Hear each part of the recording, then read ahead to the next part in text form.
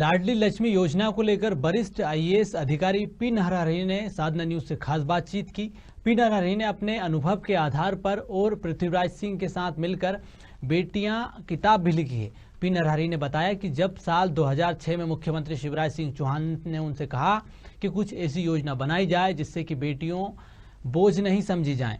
ये बड़ी जिम्मेदारी मिलने के बाद पी नरहरि ने पूरा 1 साल अध्ययन किया, भ्रमण किया, अलग अलग स्टेट होल्डरों के साथ कई दौरे की चर्चा की और फिर वजूद में आई लाडली लक्ष्मी योजना। हमारे संवाददाता अमीन बेग ने बेटियां किताब के लेखक पी नरहरि और पृथ्वीराज सिंह से खास बातचीत की है। बेटियों को बोझ नहीं बल्कि लाडली लक्ष्मी बनाने वाले, खासतौर पर मध्य प्रदेश में जिस तरीके से लाडली लक्ष्मी योजना सक्सेस हुई वो पूरे भारत में हमने देखा कि अलग अलग राज्यों ने उसको समझा और अपने अपने राज्यों में भी उसका इम्प्लीमेंट किया। ऐसी किताब को लिखने वाले और ऐसी सोच को लेकर आने वाले पी नरहरि जो वरिष्ठ आईएएस अधिकारी हैं वो हमारे साथ मौजूद हैं। सर, बेटियों को तो हमेशा बोझ ही समझा जाता रहा है। हम अगर पुराने दौर से देखें अब तक ये ख्याल आना कि बेटी बोझ नहीं बल्कि वो लक्ष्मी भी बन सकती है, ये ख्याल कैसे आया और कैसे फिर इसकी कहानी आगे बढ़ी? जैसे मैंने मतलब जिक्र किया कि 2006-07 की बात है।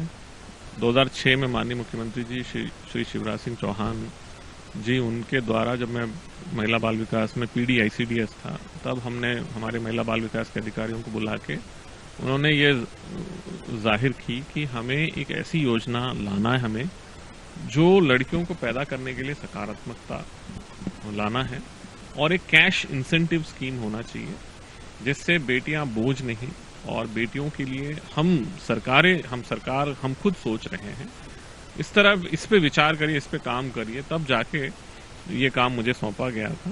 तो फिर मैंने पूरा 1 साल इस पे पूरा गहन अध्ययन, भ्रमण, अलग अलग स्टेक होल्डर्स के साथ में कई दौर चर्चा करने के बाद ये योजना बनाई गई। आप कर रहे थे तो जाहिर सी बात है कई चीज़ें आपके सामने भी आई होंगी कि वो बहुत चौंकाने वाली भी होंगी, क्योंकि हम देखते थे कि जिंदा बच्चियों को दफना दिया जाता था या फिर कोक में ही मार दिया जाता था। तो ऐसी तमाम चीज़ें भी सामने आई होंगी। उसके बाद लगा होगा आपकी कि ये नहीं, ये बेहतर हो सकता है ताकि बच्चियाँ जीवित रहें, जिंदा रहें।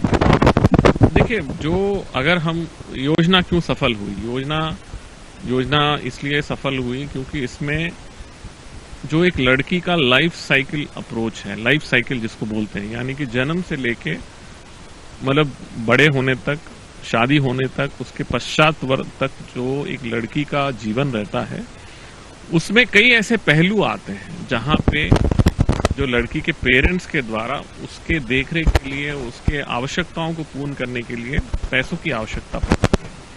तो इसमें माननीय मुख्यमंत्री जी का ये उद्देश्य रहा कि हमें उन तमाम स्टेप्स पर हमें सरकार को आगे आना है।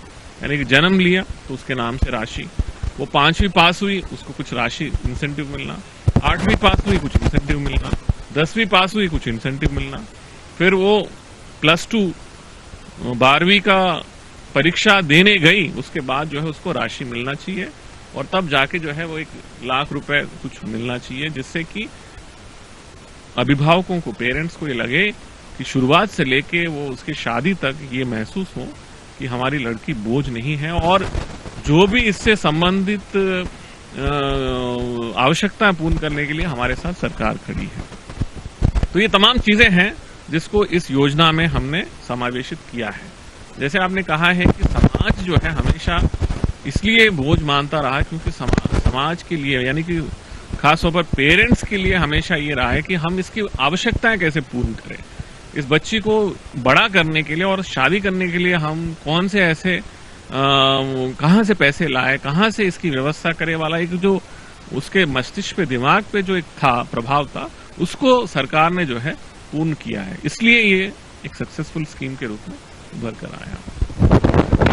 दूसरे राज्य भी जो हैं वो कहीं ना कहीं, तो आपको ये लगा जब ये बाहर गई तो आपको लगा होगा कि नहीं, हमने जो काम किया है वो ऐसा काम है कि वो सदियों तक याद किया जाएगा और उससे बेटी की कम से कम लाइफ बचेगी। देखिए, एक प्रशासक के लिए, एक एडमिनिस्ट्रेटर के लिए, एक IAS अफसर के लिए मुझे इससे ज्यादा खुशी क्या हो सकती है कि केवल मध्य प्रदेश में ही एक सिंगल योजना 37 लाख बच्चियां पैदा होने के लिए कारण बना और एक सिंगल योजना जो लाडली लक्ष्मी योजना 15 राज्यों ने जो है इसका अनुकरण करके अलग अलग नाम से, इंक्लूडिंग मैं जिस ओरिजिनल स्टेट से आता हूं, तेलंगाना, आंध्र प्रदेश है, वहां पर भी जो है इस स्कीम को कॉपी करके बंगारू तल्ली के नाम से उसको लागू किया गया। जब मैं वो गांव जाता हूं तो लोग इस बात का जिक्र करते हैं कि आपके यहाँ का स्कीम को यहाँ के सरकार ने कॉपी करके इसको लागू किया और यहाँ के बच्चियां पैदा करने के लिए ये उपयोगी रही। तो ये एक स्कीम जो है एक एडमिनिस्ट्रेटर के लिए, एक प्रशासक के लिए, एक सरकार के लिए और जैसे माननीय मुख्यमंत्री जी शिवराज सिंह चौहान के लिए बहुत बड़ी उपलब्धि है कि पूरे देश भर में इसका अनुकरण हुआ है और न केवल मध्य प्रदेश में बल्कि अन्य राज्यों में लड़कियां पैदा होने के लिए कारण बने हैं। और भी जहन में, चूंकि बार बार शिवराज जी मंचों से कहते हैं कि कई बार ऐसी योजनाएं जब बनाते हैं तो आर्थिक स्थितियां थोड़ी सी जरा गड़बड़ाती हुई नजर आती हैं। जब ये चीज़ आप बना रहे थे और आपको पता है कि जब भी कोई बच्ची पैदा होगी तो उसको लाडली लक्ष्मी बनाना, तो इस तरह की दिक्कतें का सामना करना पड़ेगा। देखिए, बाद में जब ये स्कीम बना रहे थे तो इसका आर्थिक प्रभाव कितना पड़ेगा सरकार के ट्रेजरी पे, तो ये आकलन किया गया था। परंतु धीरे धीरे जब ये योजना मूर्त रूप लेने लगा, जब ये योजना समाज के बीच में जाने लगा, बेनिफिशियरीज के लिए उपयोगी साबित होने लगा, तो सरकार ने इसके लिए दिल खोलकर खजाना इसके लिए खोला है।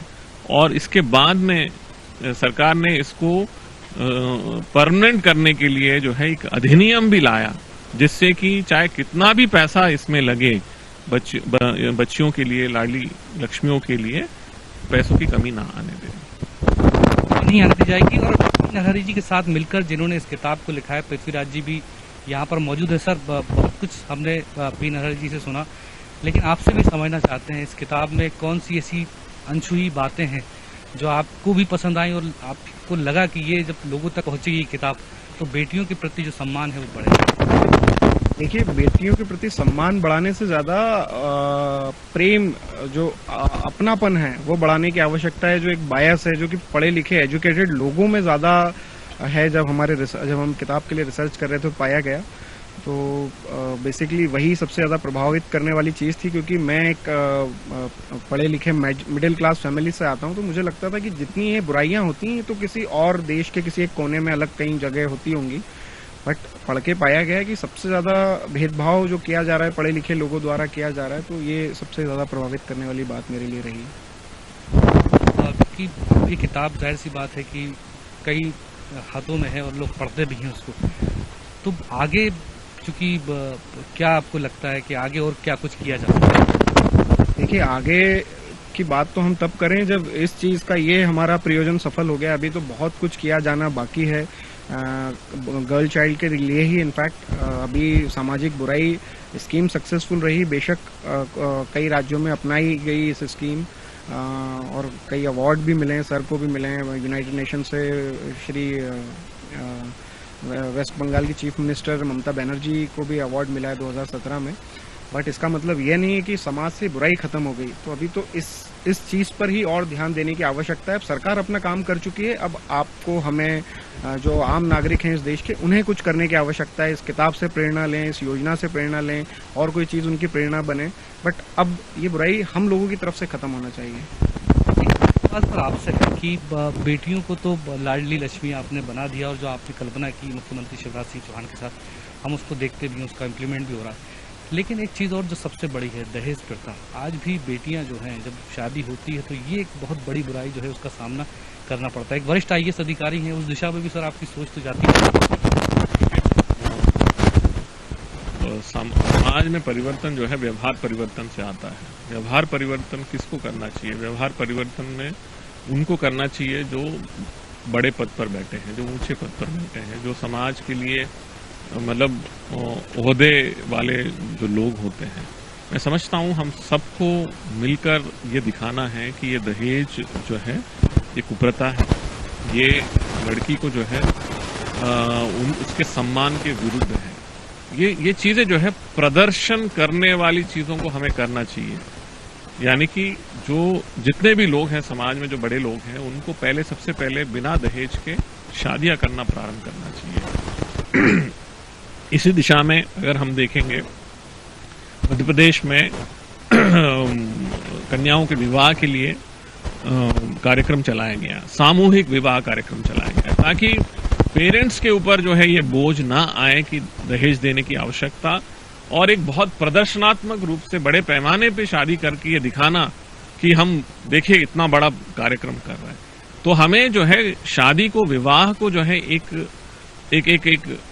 सिंपल सा कार्यक्रम के रूप में प्रदर्शित करना है, और बिना पैसा खर्च किए सिंपल तरीके से अगर शादी करना प्रारंभ कर देंगे और सामूहिक विवाह करना प्रारंभ कर देंगे तो उससे समाज में जो है बहुत कुछ सकारात्मकता आएगी।